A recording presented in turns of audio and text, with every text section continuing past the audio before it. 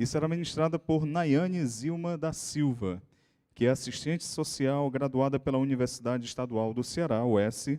Atualmente faz parte do programa de residência integrada multiprofissional em atenção hospitalar à saúde da Universidade Federal do Ceará.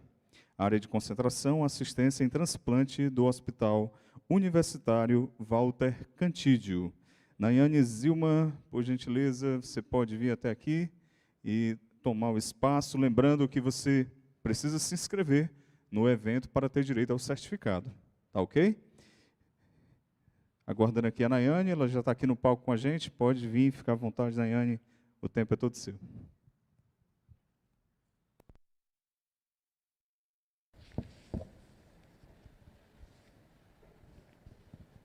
Oi, som. Primeiramente, boa tarde a todos e a todas. Antes de iniciarmos nossa conversa, franca e também atenciosa, transparente acerca do tema proposto, que seria, nesse caso, a ética do cuidador, ou por que também não mencionar a ética do cuidado, Antes de iniciar, no caso, nossa conversa, gostaria de primeiro registrar o meu agradecimento, Como gera tanta felicidade estar participando desse encontro, extremamente enriquecedor e tão necessário nos dias de hoje. Também estendo meu agradecimento à pessoa que é fundadora e presidente, do Grupo de Apoio aos Pacientes Oncohematológicos do Ceará, que foi aqui extremamente citada, a Velúzia Vieira, por promover essa troca de conhecimento, essa troca de informação e também, por que não mencionar, essa promoção de saúde.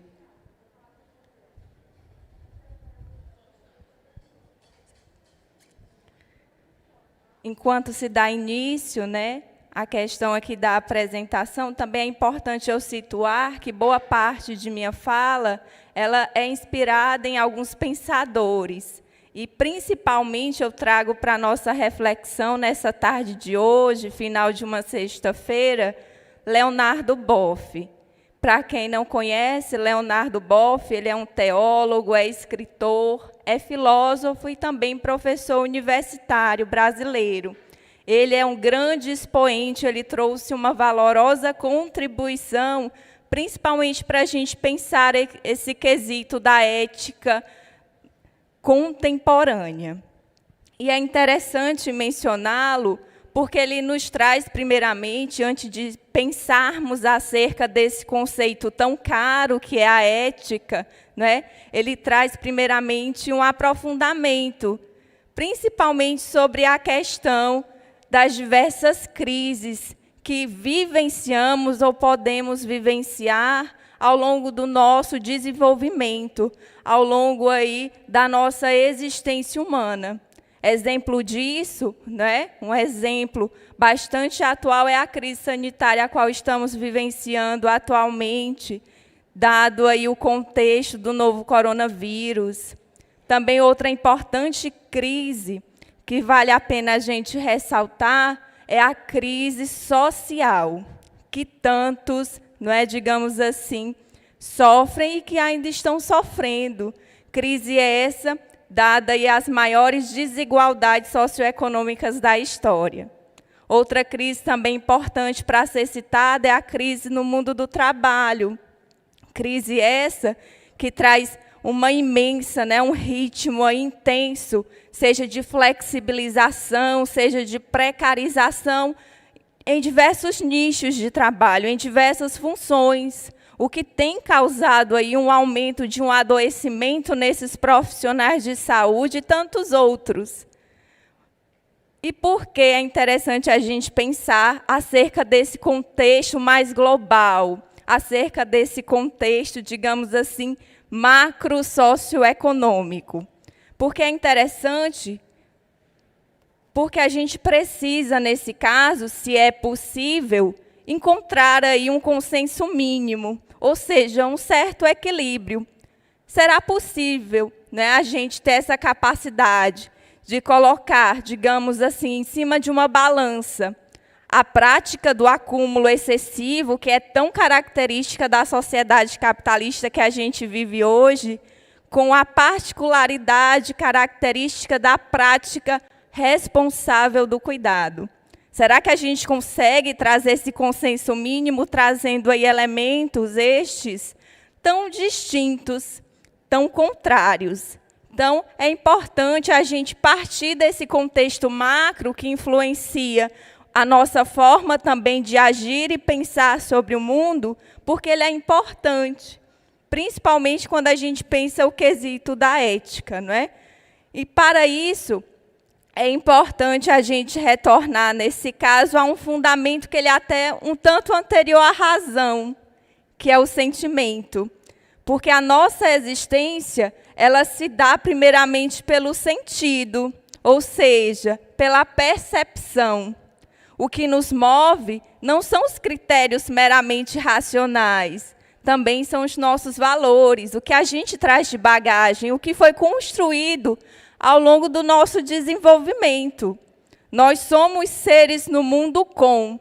O que isso quer dizer, né? Que para eu existir, é preciso reconhecer que eu necessito, que eu demando também de um outro alguém, né? E quando a gente passa a negligenciar esse pressuposto tão básico, que é a necessidade, que é o senso coletivo, como aqui já foi tão bem explanado, né? A gente coloca a nossa existência em xeque. Não somente a nossa, mas de todo aquele que nos é próximo. Então, é importante a gente pensar todos esses contextos, sejam eles globais ou mais particulares, porque o conceito de cuidado, ele também se dá numa perspectiva histórica, numa perspectiva teórica, porque a gente precisa contextualizar. E essa contextualização, ela se dá principalmente através das relações que traçamos. Relações essas que são muito complexas, porque o pensar acerca da ação desse cuidado responsável nos dias de hoje, pressupõe a gente passar lugares comuns até então destinados a essa prática. Pretendemos, então, nesse caso também, transpor alguns estereótipos que estão relacionados ao tema. Por isso é importante esse processo de refletir de forma global e de forma particular, porque o cuidado ele se dá nesse diálogo interdisciplinar. Quando a gente passa a ampliar a significação do cuidado como essa dimensão estruturante que faz parte da nossa vida, da nossa existência, a gente coloca aí o conceito de uma forma bem mais ampliada. É interessante porque quando a gente pega Martin Heidegger, que também é um grande e ilustre pensador, filósofo, escritor, professor universitário, que foi até mesmo reitor alemão, ele destaca nos seus trabalhos, né, que os fenômenos humanos, né, essa particularidade dos sentidos, ela é própria da existência humana. E uma perspectiva interessante que ele traz acerca dessa ética, desse cuidado, dessa prática de cuidar, é justamente que o cuidado é a base da nossa existência. Então, se por um lado somos constitutivamente responsáveis para conosco, para o nosso agir, por outro também demanda assumirmos que somos seres frágeis, somos seres vulneráveis, nós temos finitude. Então, é importante a gente considerar, porque a partir dessa consideração, a gente vai ter, nesse caso, uma abertura e uma atenção maior acerca do nosso agir no mundo. E isso promove, de certa forma, essa valorização dessa responsabilidade, desse cuidado, e por que também não mencionar dessa solidariedade? Porque comunga, nos traz, né, para a reflexão esse clima de comunidade, onde todos, né, cuidam uns dos outros. E isso é que garante a nossa participação democrática. É quando a gente passa a redobrar essa atenção para a compreensão de que ser cuidado é preciso para que a gente também possa ser cuidador. Então, ao longo da história, ao longo da ciência, a maneira moderna, como a gente costuma conhecê-la hoje, o ser humano ele já se preocupava de forma bastante íntima com o seu adequar, como o comportamento ele pode ser adequado, como o nosso agir ele pode ser guiado. E é interessante a gente pensar nisso, porque vai impactar diretamente sobre o nosso bem-estar, sobre o nosso bem viver. Muitas escolas da antiguidade clássica, é interessante também a gente tomar isso como ponto de partida, estudaram acerca dessa contribuição, para que o homem ele conhecesse a si mesmo e alcançasse esse dito bem-estar, o que a gente só consegue mediante a prática do cuidado. Essa importância atribuída à prática do cuidado ao longo da história, ao longo do tempo, né, ela veio a se somar na definição do ser humano. Quando a gente pega também outros pensadores mais contemporâneos, como é o caso de Pierre Hadot e Michel Foucault, eles dizem que o fato de cuidar, ele traz muitas variantes. Só que essas muitas maneiras de cuidar, ela se dá diretamente no nosso cotidiano, na nossa prática. Então, é preciso que o homem passe a conhecer primeiro a si, para que ele alcance, né, esse bem-estar. E uma dessas formas, né, de cuidado diário que esses pensadores eles trazem para a gente verificar o nosso cotidiano, no nosso dia a dia, é uma das formas que eu trago aqui na nossa apresentação.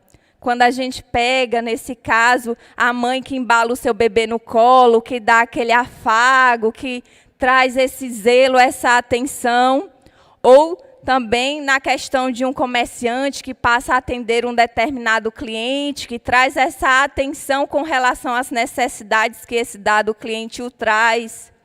Outra forma bem simples de um cuidado é quando a gente pensa acerca de um professor que passa horas e horas planejando acerca de um determinado tema. A melhor forma para que os seus alunos eles consigam aprender. Qual a melhor didática, qual a melhor forma que eu faça com que aqueles educandos, eles tomem para si aquela determinada temática e a apliquem. Isso é uma forma de cuidado. Quando a gente pega um amigo que consola o outro numa determinada situação que passou ou que está passando, que o entristeceu de certa forma. Outra que a gente pode pensar também é acerca de uma jovem frente ao espelho, que, nesse caso, pensa acerca, né, de como adequar ou como deixá-la, digamos assim, mais atraente, pensando, nesse caso, também o seu corpo nesse mundo, né? Então, tudo isso são formas cotidianas de atenção, de zelo para consigo mesmo, desse autocuidado, ou uma forma de manifestação dessa atenção para com o outro. Essas maneiras, elas se dão, de certa forma, tão variadas e de tão, digamos assim, de forma tão impensadas, espontâneas, que às vezes nem sequer nos damos conta. Mas outras, quando a gente pensa de uma forma mais profissional, quando se tem aí uma aprendizagem, uma conduta mais técnica, como é o caso aí de certas profissões, como eu já havia mencionado, professores, educadores, terapeutas, enfermeiras, médicos e tantas outras profissões dedicadas a um cuidado, só que há um cuidado, digamos assim, mais técnico, que traz essa expertise, ele se dá aí por um outro viés, esse cuidado, mas ele não é tão menos importante ou mais importante que esse cuidado diário, essa prática, né, reiterada de um agente para com o outro ou para consigo. Então, isso nos abre a porta para assumirmos certas responsabilidades ante nós próprios e também nos traz essa aceitação de uma forma mais abrangente. Dito isto, como pensar essa prática desse cuidado no cenário contemporâneo, né? Que, como já foi falado, muito bem discutido, é evidente esse processo de banalização, de essencialização das coisas, de fetichização, que o cuidado ele passa a estar, nesse caso, engavetado, ele passa a ser não mais considerado, né? Passa, nesse caso, a ser retificado, a ser corroborado essa competição de todos contra todos, né? Ao invés aí de uma vinculação maior e uma atenção de todos para com todos.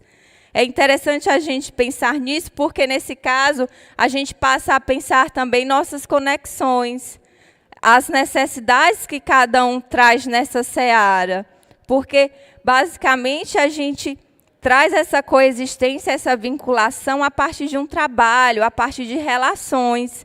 E isso é importante para a gente refletir. Como é que está se dando esse meu cuidado? Por quem, onde e de que forma ele está sendo executado? Nas configurações atuais, não é?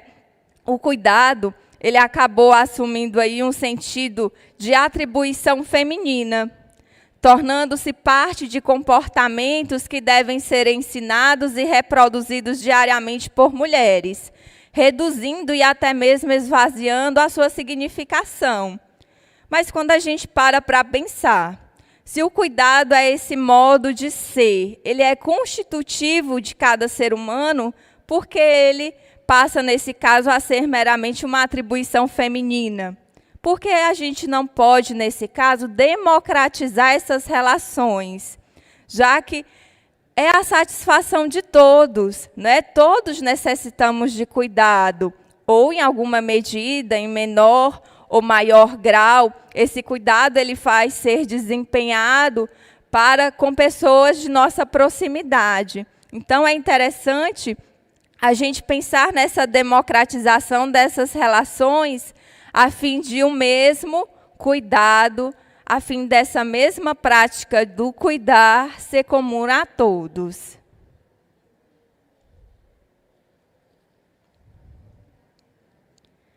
Por isso é importante a gente situar, nesse contexto, o acolhimento.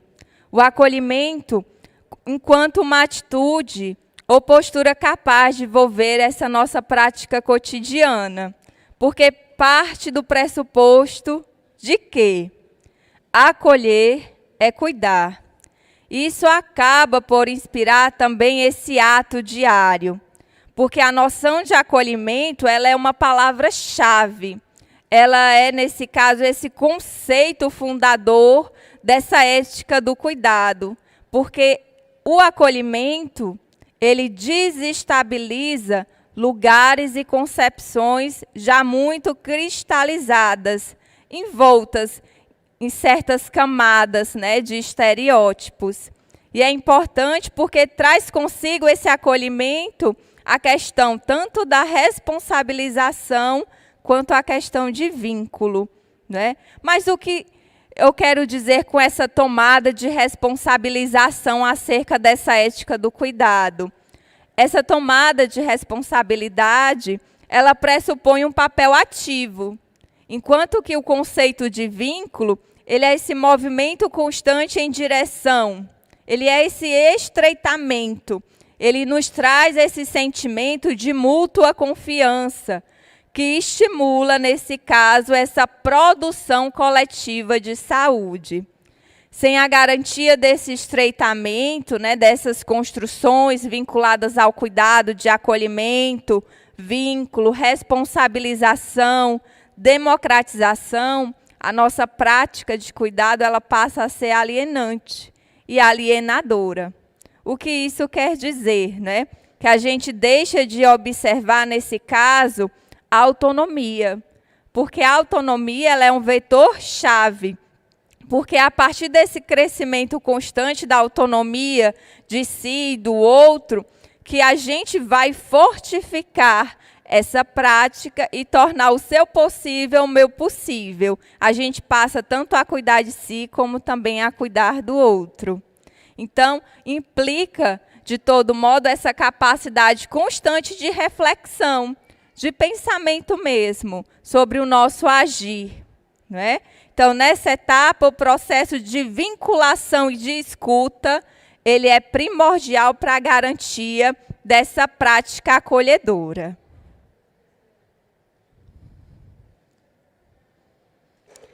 E essa escuta, ela não pode se dar de qualquer maneira. Ela deve ser uma escuta ampliada, no sentido de captar mesmo essa experiência do sofrimento do outro e também de conferir espaço para que essas diferenças elas emerjam. Porque nós somos seres particulares, singulares. Apesar da gente ter esses valores já construídos na sociedade, temos as nossas diferenciações.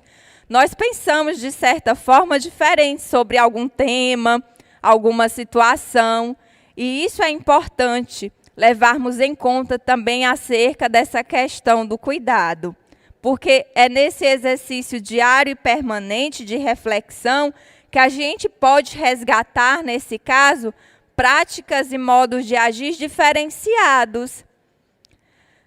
E é interessante a gente mencionar isso, porque como também já foi aqui questionado e muito bem avaliado acerca dos outros facilitadores, né, vivemos numa sociedade do conhecimento e da comunicação.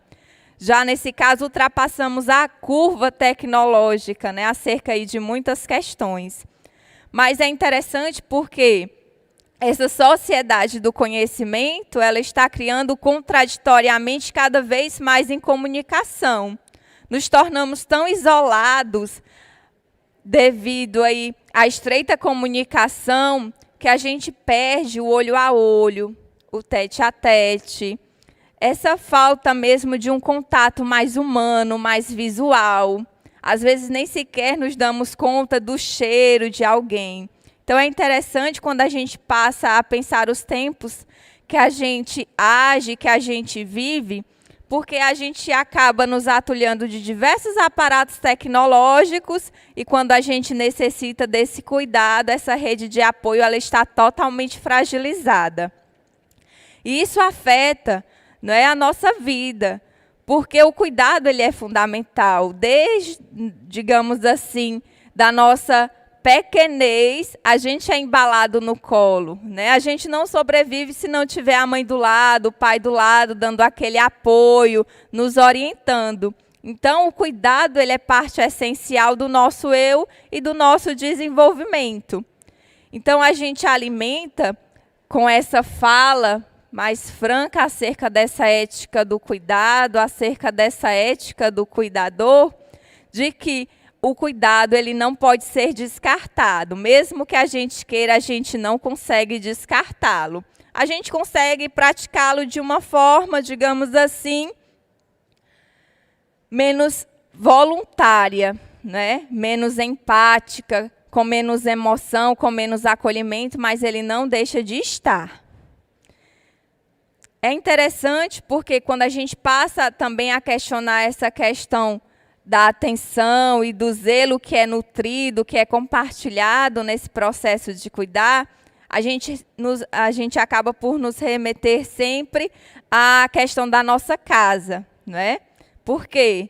Porque quando a gente tem esse lar com essas pessoas que a gente quer bem, a gente nos preocupa de uma forma que, além da atenção que a gente deposita, a gente também tenta garantir qualquer provisões, seja ela de alimento, seja ela do vestir, seja ela de um teto. A gente tenta colocar naquele espaço todo um bem-querer. A gente tenta colocar naquele espaço uma forma de estar e uma forma de ser que nos acolha, né? Que nos direcione a atenção, que nos direcione zelo. E é sobre isso que o cuidado ele vem na tarde de hoje, né, nos fazer refletir. Porque sem o cuidado a gente deixa de ser até mesmo humano, porque perde o sentido, né? O cuidado ele é tão importante para a nossa vida quanto para a preservação de todo o ecossistema, porque a gente passa também a olhar o nosso redor. A gente passa de ver somente aquilo que eu quero ver e passa também a compreender a necessidade do outro. Então, veja que não estamos falando aqui ao longo desses 2 dias de encontro, né, Nordeste, de pacientes oncohematológicos e oncológicos, que não estamos falando de algo exterior a gente, né, independe de nós. Pelo contrário, pensar e falar acerca do cuidado é pensar e falar acerca do que a gente vive, do que a gente é. É nossa estrutura básica. Então, nós não temos cuidado, nós somos. Nós o exercitamos diariamente. É esse modo de ser particular tanto do homem como também quanto da mulher. O cuidado, ele é esse solo subjacente que a tudo que o ser humano projeta, empreende e faz, tem a sua assinatura. O cuidado, ele tem essa importância, porque é entrar em sintonia com.